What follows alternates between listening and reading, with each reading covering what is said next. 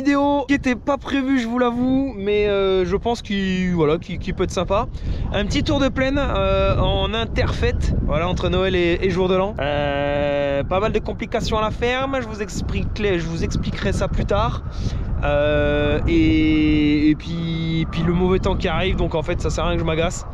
Donc bah voilà, je me suis dit plutôt que d'aller tout seul en plaine, vous faire partager ça, puis vous montrer un peu toutes les particularités de cette plaine agricole au nord de Meaux. Voilà, allez, bah si ça vous dit, on embarque dès maintenant. Hein, qu'est-ce que t'en penses, Didi? Hein, Austral, qu'est-ce que t'en penses? Oh, qu'est-ce que tu fais? Allez, c'est parti. Allez, première parcelle, on se situe sur une parcelle de 2 hectares qui est juste à côté de la ferme. Où on a donc les résidus de chaume de blé dessus. Voilà, donc on a des résidus de chaume. Donc rien n'a été fait parce que en fait, dans la dérogation ou non, Ukraine, afin de pouvoir semer cette culture en céréales, ou alors ce sera une jachère permanente. Voilà, parce que normalement on a un pourcentage de la SAU, de la surface agricole utile, donc en gros de la superficie totale de l'exploitation, faire en jachère. Et il s'avère que avec l'Ukraine, avec la guerre en Ukraine, on a le droit de, nous agriculteurs, de produire plus, donc de faire sauter ces jachères et faire en fait de la culture ou ce qu'on veut. Et donc voilà, cette parcelle n'a pas été faite avec une autre petite, je vous montrerai tout à l'heure. Donc on attend. J'attends le feu vert de mon patron, d'avoir ce qu'on fait. Voilà. Et petite particularité de celle-là, c'est que le long des maisons, tout le long là, j'ai fait une bande, une zone de non-traitement, une bande enherbée de 8 mètres, afin de respecter les réglementations en vigueur, parce que quand on est en zone périurbaine comme ici, on a une bande tampon à respecter le long des habitations pour éviter de porter préjudice aux riverains. Voilà, ceux qui viennent, vous savez, ceux qui viennent habiter en campagne et qui veulent pas entendre le coq chanter, et puis les tracteurs, et puis les moissonneuses faire du bruit, et puis voilà. Voilà. Donc voilà, petite parcelle atypique. Allez, on va à la suivante. Alors, on va faire les choses bien. Regardez ce que je vous ai ramené, le plan de la ferme. Alors, donc là, le petit champ de 2 hectares que vous avez vu, c'était là. Voilà, donc là on a les habitations. Donc là on se situe exactement là. Voilà, on se situe ce champ, c'est ce champ. Voilà. Ce champ là, c'est ce champ là. Ce petit champ qu'on voit ici, c'est cette petite parcelle là. Voilà. Et donc en fait ce champ là qui est celui-là, et ben c'est là où vous avez vu les labours. C'est celui-là qui était dans la vidéo, la dernière vidéo. Donc bien content du travail. Donc là c'est terminé. Oh, ça commence à se grisailler, ça sent pas bon là. Donc là c'est une aire enherbée qu'on laisse, que ce soit pour le stockage des fientes, que ce soit pour le stockage de compost, que ce soit surtout pour le stockage d'ensilage, quand on fait de l'ensilage immature, ou alors vraiment c'est pour les betteraves quand c'est le moment des betteraves. Donc souvent vous verrez en plaine, que ce soit dans les cultures betteravières, il y a beaucoup de silos comme ça en bord de champ qui sont faits, qui sont gardés. Voilà, donc là on a le champ labouré, voilà, et qui commence déjà gentiment à gratiner. Voilà, ça commence déjà à sécher. Voilà, donc j'ai fait mes bords. Voilà. Et là vous voyez, il n'y a pas la trace de la charrue, parce que j'ai relevé la roue. Voilà. Donc là on a le deuxième champ de labour que j'ai fait, que j'ai fini hier midi. Et donc dans ce champ là il y aura du maïs. Voilà, on va faire du maïs dans ce champ là. Et puis dans ce champ là en fait il va être divisé en deux. Il y aura une partie de haricots. Non pardon, je dis une connerie, il y aura 100% de haricots. Et en fait vous le voyez au bout, je l'ai déjà expliqué en plus, au bout il y a de la jachère permanente dans la pointe, parce qu'il fallait remettre un petit peu de surface de jachère. Donc j'ai proposé à mon patron d'en mettre dans les pointes, parce que avec le pulvérisateur c'est un peu chiant. Et c'est pour ça aussi, je fais la transition, que cette parcelle précédent blé, donc voilà, on voit toujours en fait vous voyez des chemins de chaque côté. Ces chemins, c'est des zones tampons, entre guillemets les ruisseaux, et puis c'est surtout pour faire de la surface de bande enherbée supplémentaire. Et donc là, on a sur une jachère permanente que j'ai semé au Vader, voilà, qui est en train de gentiment pousser. Voilà, et puis ce champ va rester comme ça. Voilà, là il y a 1 hectare, 8 je crois, à peu près. Voilà. Mais c'était du blé, et puis je l'aimais bien ce petit champ parce que c'était un petit peu en pointe avec le bord de la forêt, voilà. Donc là, dès que je vais aller recrocher le broyeur, j'irai broyer les bandes. J'ai déjà fait tout l'entretien du bord de la petite haie, bien propre. Et puis au fond là-bas, il y aura les arbres à aller couper. On a eu des dégâts suite à la tempête Kiran, je sais pas comment ça se dit. Et en fait, il y a beaucoup d'arbres qui sont tombés, qui étaient malades. Et puis donc ceux-là, il faut que je les rectifie. Donc début de l'année, bûcheronnage. Allez, on va voir la suite. Allez, donc là ce matin j'ai refait le chemin comme vous le voyez. Ce que j'ai fait, j'ai cassé l'ado central et j'ai aussi cassé la tête de fossé, la tête de talus pardon. Bon, je l'ai fait comme je pouvais, hein. Là j'ai galéré avec le télescopique, mais je reprendrai tout ça avec la pelleteuse. Mais au moins ça permet de l'eau qu'elle puisse s'écouler. Donc là j'ai plus qu'à recharger en cailloux les trous et en fait l'eau comme ça elle coulera comme ça. Et là donc on a le ru, voilà, on a le ruisseau qui part de tout au fond de la plaine là-bas, qui vient là, toc, saute dans le chemin, qui passe sous le chemin où on était à l'instant, qui passe là et qui traverse toute la plaine et qui capte tous les eaux de drainage, les eaux de ruissellement de la plainasse. Donc là, bon, la jachère pousse gentiment à côté. Donc les deux champs précédents, ils faisaient respect 15 hectares, 13 hectares et 10 hectares. Et là, je vous présente le tas de compost que j'ai remonté ce matin. Voilà, donc là, il y avait 3 largeurs de taille, j'en ai fait un énorme. Il y a 375 tonnes. C'est là-haut. Voilà, 375 tonnes. Voilà, donc le tas il est bien tassé sur le haut pour que l'eau elle ruisselle, qu'elle rentre pas trop dedans. Et puis il est bien rectiligne. Voilà, donc prêt à faire feu. Prêt à faire feu pour juste après les moissons. C'est qu'il y avait un arbre qui était là-dessous et puis j'ai foutu du compost dessus. Faut pas que ça passe dans les épandeurs.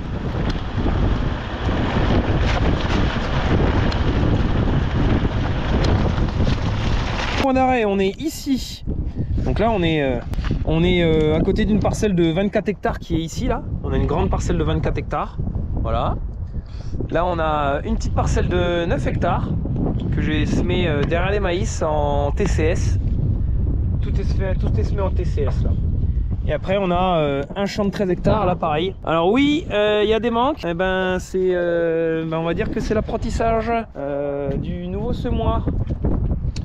Alors en fait il y a des manques parce que le semoir, le Vader, s'il y en a vraiment qui connaissent le Vader, qui ont un Vader, c'est encore mieux, contactez-moi en message privé. J'ai pas mal de questions. J'ai un vieux rapide 400 qui a une trentaine d'années je pense. Et j'ai un peu de mal sur certains points. Donc si vous pouvez essayer de me contacter, ne serait-ce que par Facebook si vous me retrouvez, ou directement via YouTube. Trêve de bavardage. Donc là voilà, premier champ de blé qui a été semé en très bonne condition. Donc là on est derrière les haricots que vous avez vus à la première vidéo. Donc les haricots de la première vidéo là, très compliqué la reprise parce que c'était pas mal compacté. Donc j'ai passé un coup de décompacteur simple. Et après j'ai passé un pulvérisateur à disque. Donc c'est un gros déchômeur à disque très lourd pour pouvoir décompacter. Puis après j'ai semé direct, j'ai semé après et ça s'est super bien passé. Et donc voilà, on a une culture qui est correcte, qui n'a pas encore talé. Vous voyez. Ah, Austral. Voilà, elle n'a pas encore talé, elle va pas tarder. Et donc voilà, 24 hectares ici. Donc elle est jaune, vous pouvez le voir, hein. Je suis passé un peu tard en désherbant, un peu dosé en désherbant. Donc ça fait le taf, hein. Il y a très peu de retouches, de repousses. Vous voyez par exemple ce kénopode là. Lui il est un peu malade. Ouais, quand on voit le bouton central qui est jaune, c'est que c'est pas bon pour lui. Voilà. Allez, on saute le chemin. Donc là on est dans le petit champ de 9 hectares. Donc précédent maïs. Donc là sorti un outil, l'outil du Seigneur, c'est un cultivateur. Un genre de canadien dent presque droite là. Et en fait ici on a on a semé à la herse rotative par contre, combiné. Semé à la herse rotative ici, alors que les autres c'est que au vader, donc semoir rapide. Donc le boulot est esthétiquement pas joli, hein. Je sais pas du tout ce que ça va donner. Je pense que je vais devoir rerouler printemps pour favoriser le contact sol-graine. Vous voyez, en gros ça fait ça quoi. Alors c'était pas en conditions humides, hein, c'était vraiment en conditions surtout avec énormément de débris. Vous voyez la différence. Donc là on est de retour sur un champ de blé.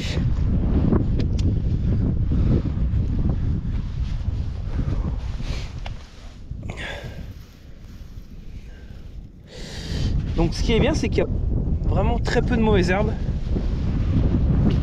Donc là on est dans la forêt, hein.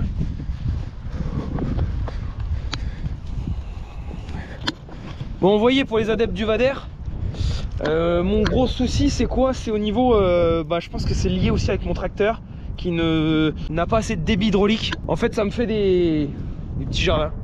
Voilà, en gros, là c'est le moment où je repose le semoir. J'initie l'action au bon moment, mais le temps que la cinématique se fasse avec le débit d'huile faible que j'ai, et ben en fait je perds des fois 2 ou 3 ou 4 mètres. Et il y a même des fois où je fais poser le semoir et la roue de squelette d'entraînement elle ne touche pas, et donc des fois ça me laisse des manques et je le vois pas quoi, je le vois que à la fin donc là ça me rend fou quoi.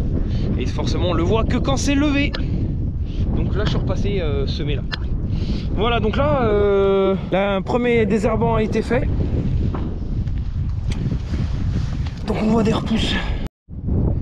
Donc je sais pas si vous voyez, mais on a le cœur de cette mercuriale qui est, je pense que c'est une mercuriale, j'hésite entre une mercuriale et le canot, mais qui est noir. Donc c'est à dire que le cœur a pris, et là logiquement elle va pas kiffer là. Donc ça c'est bien. Et je vois très peu de graminées, non, il y a même dans les fourrières. Donc voilà, non, c'est une bonne chose, ça c'est bien. Allez, la suite. Ouais, donc ouais, on a seulement à peu près, j'avais compté, on a 280 hectares, 270 hectares, et on va avoir 70 hectares et quelques de blé, 36 d'orge, dont 15 qui vont être en cilia immature. Donc ça c'est de l'orge d'hiver, l'orge brassicole. Après on va avoir une bonne trentaine, on va 35 hectares de haricots, 10 hectares de maïs sur le site ici, et on va en avoir bien 24, voire 27 sur le site le plus éloigné aussi, en une seule pièce. Et après on va avoir quoi? On va avoir de la betterave. Et là la betterave on va avoir donc 24 plus 24 plus 20, on va avoir 44 hectares de betterave. Ouais, je sais pas si elle compte, hein. Oula, 4 roues motrices. Bon là je vous montre pas, là je me suis tanké avec les tracteurs au compost, c'était pas très simple. Voilà à peu près là seulement, voilà, donc blé orge, maïs. Pas de maïs en silage. Et après on a donc betterave avec haricots. Allez, nouvel arrêt. On est où maintenant? À vous de me dire. Non, je rigole. On est ici. Voilà. Donc ici. Non, pardon, on est là. Voilà, là on est à la parcelle de colza qui est juste devant nous. Voilà. Là tout à l'heure on était au fond de la plaine, on était là-bas. On a le champ de 24 hectares là-bas. Et donc là en fait on est ici là, et ce grand champ c'était la betterave, voilà, qui a été récoltée. Voilà, donc j'ai ce matin, donc je suis venu étaler ce silo. Donc ça s'est bien passé jusqu'à que le télescopique ne marche plus. Alors qu'il venait juste de rentrer de concession. Nouveau problème sur le télescopique. Voilà, il est revenu par la route. Il a fait 1h30 de route, alors que c'est pas un engin qui est habitué pour faire de la route. Et j'ai un gros problème au niveau du pont à l'arrière. Là, je sais pas ce que c'est. Je pense que ce soit un manque d'huile. J'ai vu qu'il y avait une flaque d'huile sous le télescopique ce matin. Je l'ai pas vu en le prenant, je l'ai vu en revenant. J'ai essayé de chercher un peu les causes. Donc je pense qu'il manquait d'huile sur le boîtier, sur le pont, sur le différentiel. Donc je vais regarder ça demain. Bref, donc là ici champ de betterave qui a été récolté dans des conditions compliquées.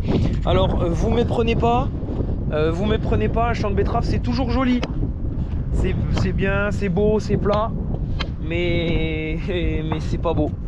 Parce que surtout quand c'est fait en conditions compliquées, vous voyez tout ce qui est ici là. Donc voilà, là j'ai bien étalé du mieux que j'ai pu. Le silo était propre celui-là. Par contre attention les vélos là, celui-là là-bas, je sais pas si vous allez bien m'entendre. Le deuxième silo j'ai même pas pu continuer dû au télescopique, mais c'est surtout qu'il était bien plus humide. Et je pense que ça vient des betteraves qui sont un peu plus dans le creux, sur des terres bien plus argileuses. C'est bien plus humide là-bas, alors qu'ici on était un peu sur le haut, donc c'était mieux. Champ de 42 hectares qui a été semé que 10 hectares tout au bout, on va le voir tout à l'heure. Et le reste malheureusement impossible à le semer dû à l'arrachage tardif des betteraves. Et donc là j'ai vu en haricots, donc 10 hectares de haricots, et le reste en orge de printemps, plus les fourrières. Voilà, donc c'est bien, dans un champ il va y avoir 3 cultures. Ça va être sympa. Et puis je me suis dit que j'allais attaquer le labour. Moi je suis quelqu'un, j'ai pas une immense expérience, donc j'aime bien me rendre compte par moi-même que ça va ou ça va pas. Et là dans l'occurrence ça n'allait pas. Voilà, quand vous faites ce boulot là, ça ne marche pas. Ça va pas du tout. Ça va pas du tout, c'est le chef. Voilà. Alors pourquoi ça fait ce boulot là? Alors vous allez voir la différence entre là et là. Donc là vous inquiétez pas, en fait j'ai enrayé et j'ai enrayé et dérayé immédiatement. Mais regardez la différence de terre. Vous voyez, regardez. C'est la même terre, hein. Regardez ça. Là elle est nickel la terre. Vous voyez. Bon elle est humide hein, mais regardez ça. Vous voyez comme elle est grumeleuse. Et là vous voyez la différence. Voilà.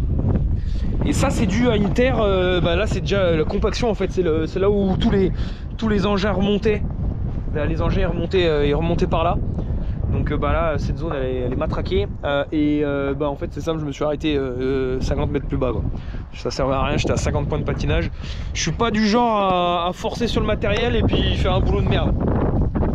Là ça sert à rien de faire un boulot de merde comme ça. Sauf qu'ils annoncent pas de gel. Donc ça va pas mieux se détériorer. Donc on va voir comment on va reprendre ça. Peut-être que j'aurais dû forcer et laisser passer les 20 premiers mètres, je sais pas, mais ça sert à rien de forcer. Même en descente avec le 270 chevaux, 250, j'y arrive pas, donc ça sert à rien. Allez Zouzou, on y va, allez viens. Donc voilà, donc rideau sur ça, je vais attendre les jours meilleurs. Semaine prochaine ils annoncent encore de la pluie, donc on verra l'année prochaine. Donc voilà, voilà les particularités des cultures industrielles, c'est que j'en vois beaucoup, ouais il faut arrêter de labourer, il faut arrêter de, oui mais attention, il y a des fois, c'est stipulé dans des contrats, ou alors agronomiquement c'est pas bien, mais techniquement c'est mieux pour l'implantation, etc. On doit faire des choses qui sont des fois à l'encontre. Voilà, on est avec les plus gros, là la récolte des betteraves, c'est les plus grosses machines agricoles qui existent. C'est des machines qui font entre 50 et 60 tonnes. Vous imaginez, dans la terre, on n'est pas sur un chemin en cailloux, on est dans la terre, 50 à 60 tonnes. Donc voilà, c'est entre guillemets dramatique. Bon, alors ici, on est dans notre champ. Bon, vous les voyez, tous mes jardins.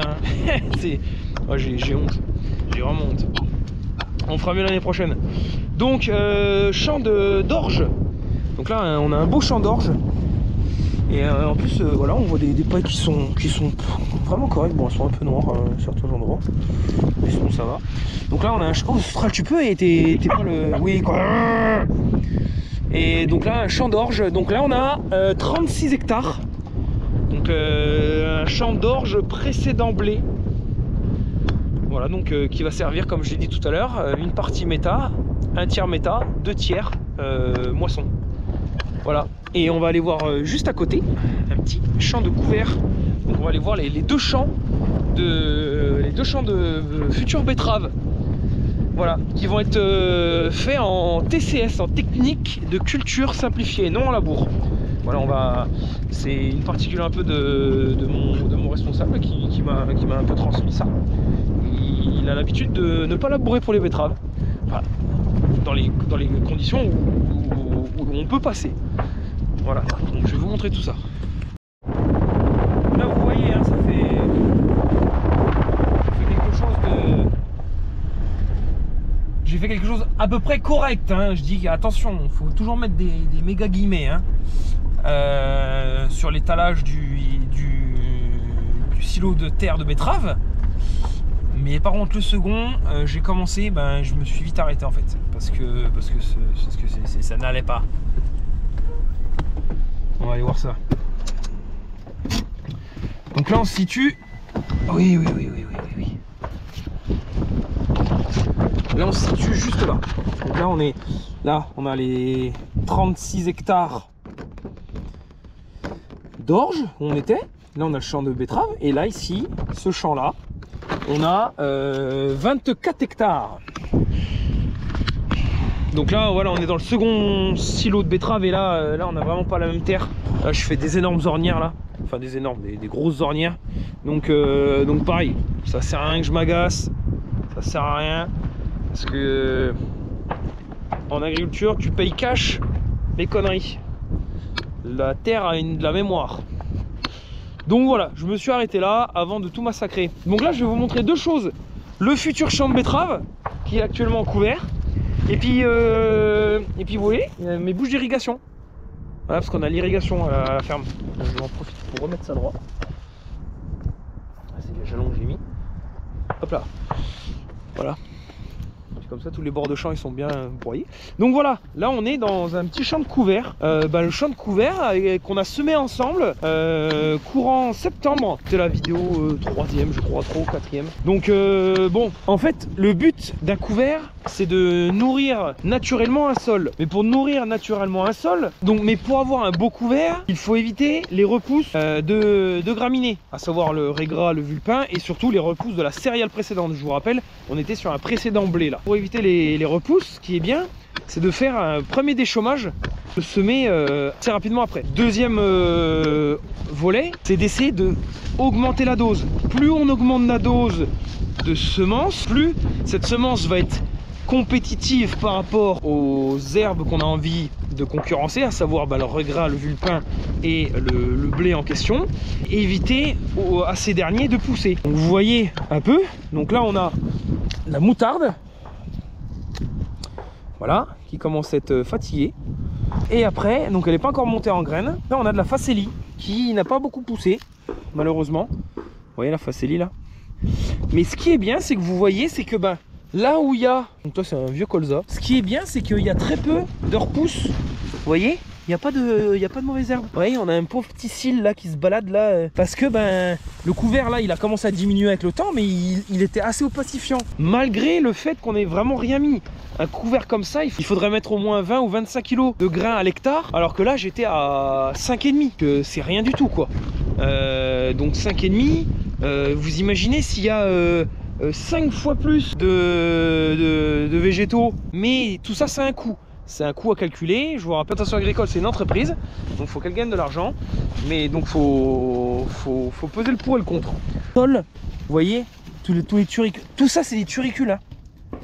Vous voyez, tout ça c'est les vers de terre, hein. Tout ça, hein. C'est tout des vers de terre, hein. Donc il n'y a pas photo quoi. Entre laisser le sol faire marcher nos amis les vers de terre comme le disent certains. Donc ce couvert là va être broyé. J'aurais voulu le broyer cette semaine, j'ai pas eu le temps. La semaine prochaine ils annoncent vraiment mauvais. J'ai pas envie de rentrer dans le champ en mauvaises conditions pour faire des marques etc. On a la chance d'avoir un couvert correct. Donc je vais attendre, rien ne presse. Et donc une fois broyé, je vais le glyphosater pour vraiment annuler toutes les repousses de n'importe quelle herbe. Et après, comme ça, on va pouvoir laisser reposer le sol pour préparer les terres de betterave. Et donc ces terres de betterave, là, on va reprendre ça avec un Canadien, couplé ou non avec un décompacteur, je sais pas. Je verrai en fonction du sol au moment venu. Allez, on a vu ce premier champ de 24 hectares et là, on va juste en face. On va voir le deuxième champ de 20 hectares. qui est lui par contre un autre type de couvert. Allez, dernier arrêt de ce petit tour de plaine. Alors là on est tout au fond de la plaine, on est exactement ici. Voilà. Et donc là on est au croisement de plusieurs champs une fois de plus. On est au croisement donc de notre champ, notre champ de betterave de 42 hectares. Et là on voit donc les 12 premiers hectares qui ont été semés en blé, donc en culture simplifiée, donc canadien que j'ai ressorti des buissons. Et puis après herse rotative, donc ça a fait un boulot correct, voilà, on peut pas dire mieux. Et donc là je suis allé le désherber hier, donc racinaire et foliaire. Les fourrières de chaque côté n'ont pas été faites, donc les fourrières je les ferai en orge de printemps. Donc en gros ça fera blé 12 hectares, les fourrières plus une bande en orge de printemps, et après tout au fond les haricots. Bon, juste avant on allait voir les couverts que j'ai semés, et là on a d'autres couverts mais que j'ai pas semés. C'était un peu une expérimentation avec la chambre d'agriculture et nos amis les chasseurs, et en fait ils sont venus avant la moisson avec un pulvérisateur, pulvériser des produits phytosanitaires, mais plutôt pour épandre des grains. En fait sur les rampes ils ont installé des petits épandeurs qui tournent avec des petits moteurs électriques, comme j'ai des chômeurs à disque indépendants, et ils ont mis ça donc avec des têtes de répartition, et ça permet sur 36 ou 30 mètres. Donc eux ils interviennent sur 36 mètres, donc là ils ont repris mes chemins de traitement sur 30 mètres. Et ça permet de semer un couvert, donc ils ont semé divers graines. Alors je vous avoue, il y en a 2-3 que je reconnais, d'autres pas du tout. Pourtant j'ai demandé des renseignements, personne ne m'a répondu. Donc voilà. Et donc c'était un échec, voilà. Alors le principe, qu'est-ce que ça aurait dû être? Le principe c'est de passer avant la moisson, à peu près juste avant une pluie avant la moisson, de dépendre les graines, et lors de la moisson, en fait avec le mulch de paille, parce qu'on n'exporte pas nos pailles, on les garde, avec le mulch de paille ça vient couvrir les graines, elles viennent germer, elles traversent le mulch de paille, et on a un couvert qui est implanté, protégé par la paille, et surtout on n'a fait aucune intervention mécanique ou chimique sur la culture. Sur le papier c'est bien, je vous avoue je pensais que ça allait être la folie. Je ne sais pas la dose de grains à l'hectare qu'ils ont mis, mais c'est zéro quoi. Enfin franchement ouais, vous voyez on a mes pailles. Ça a été coupé haut parce que tout le blé était versé, donc c'était très compliqué de tonner. Donc là ça a été bien, il y avait pas mal d'ornières aussi, on peut le voir ici là, vous voyez la grosse ornière. Donc je voulais pas faire trop le mariole aux moissons. Donc là on a de la facélie, on la retrouve vraiment bien. Voilà, vous voyez, elle est, en plus ça fait des belles petites fleurs bleues. Donc elle a bien poussé comparé à côté. Mais sinon il n'y a rien quoi. Il y a rien du tout. Vous voyez, on voit tout est repoussé. Donc là c'est un échec. Voilà, concrètement, voilà, concrètement on refera pas ça quoi. Alors tout ça c'est pour donner des abris au gibier. J'ai pas vu un seul gibier qui allait dedans, hein. Pourtant je vous dis je suis tous les jours en pleine. Donc voilà, hein, quand on voit ça, ça sert strictement à rien quoi. Alors que finalement à côté, vous voyez, vous avez eu le couvert qui est bien plus joli, qui arrive à 50 cm, voilà, qui est vraiment top. Voilà, là c'est pas pareil. Mais bon, voilà, au moins on le sait, il faudra qu'on regarde dessus. Donc là, future betterave. Allez, on saute. Bon, il n'y a pas de limite visuelle. Qu'est-ce que tu fais, Doudou? Qu'est-ce que tu fais? Viens, on va voir viens, on va voir le blé. Donc là on va voir un champ de blé, pareil, que j'ai semé en bonne condition. Donc c'était un champ, oh, c'est un radis fourragé ça.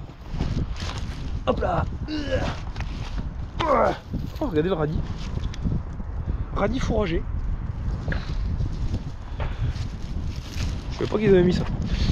Et donc là on est sur un champ de blé qui a été semé derrière les haricots, et je l'ai pas décompacté celui-là parce que il était en bon état structurellement. Donc j'ai juste passé un coup de déchômeur à disque, et après on a passé l'outil à dents avant le semis. Le semis a été fait au Vader, au rapide, sauf les deux bandes ici où en fait je l'ai fait combiner parce que le semoir il a pas marché. Encore une fois, j'ai vraiment eu du mal avec le rapide. Bon, qu'est-ce qu'on voit? On voit un blé qui est correct et un peu marqué, mais je sais pas si ça vous saute aux yeux. Mais on a une terre qui est complètement refermée quoi. On a de la battance quoi. Vous voyez, on a un résidu de haricots. Voilà, donc là on a un champ qui est pas joli au niveau de surface. Là on a les remontées, les turicules. On a un petit peu de turicule mais c'est rien. C'est pas grand chose. Donc compliqué. Bon, vous savez, j'arrive à me démerder là. Là j'ai pas fait d'erreur avec le Vader. Hein. En fourrière, peut-être une ou deux, mais pas méchant quoi. Mais ouais non, compliqué là. On a pas mal de, je pense, pas mal de terre fine, surtout au passage du déchômeur à disque, surtout après les haricots où ben il y a de l'irrigation, etc. Donc en surface c'est de la poudre. Hein.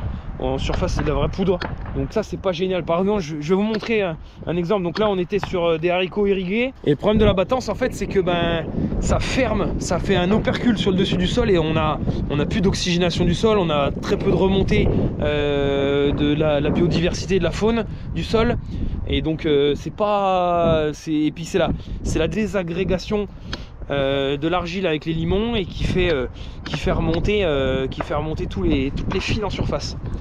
Donc c'est pas génial, voilà. Donc vous avez vu à peu près tout le tour de la ferme. Vous avez vu tout le tour de la ferme, le site principal. Je le répète. Il y a encore donc 27 hectares sur le site le plus éloigné, plus 15 hectares aussi sur le site le plus éloigné. Donc sur le site le plus éloigné, les 15 hectares sont un précédent maïs que vous avez vu dans la récolte de maïs et vous avez bien aimé cette vidéo. Et donc là j'ai fait du blé. J'ai essayé de faire du blé. C'est là où j'ai eu toutes les pannes. Et les 27 hectares, j'ai tout labouré, tant bien que mal. C'était une piscine olympique. En fait, on a un drainage qui est défectueux là-haut. Et que le drainage soit défectueux, ça amène des poches d'eau en plein milieu du champ. Et ben, on les voit pas. Enfin, surtout que moi, j'ai pas la connaissance de ce champ. C'était la première fois que je labourais. Et en fait, ben, je me tankais avec le tracteur complet, quoi.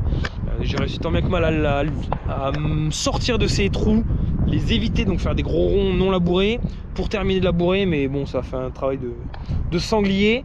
Et donc dans ce champ là je le reprendrai correctement au printemps et je ferai du maïs. Voilà, donc vous avez tout vu.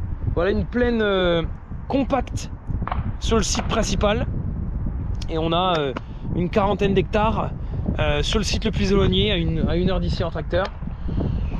De quoi s'occuper, voilà, donc y a tous les entretiens des chemins, il y a les forêts, les haies à tailler, à couper. J'ai beaucoup de travail à reprendre pour remettre à ma convenance et puis en état surtout.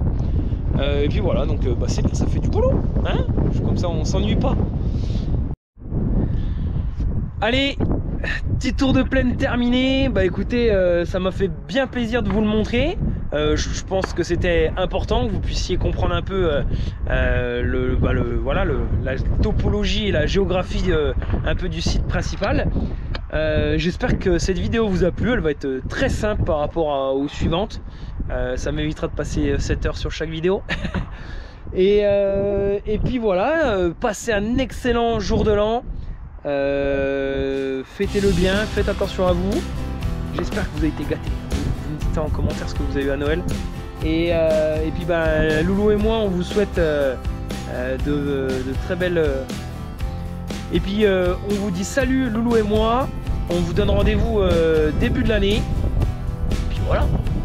À bientôt. Ciao.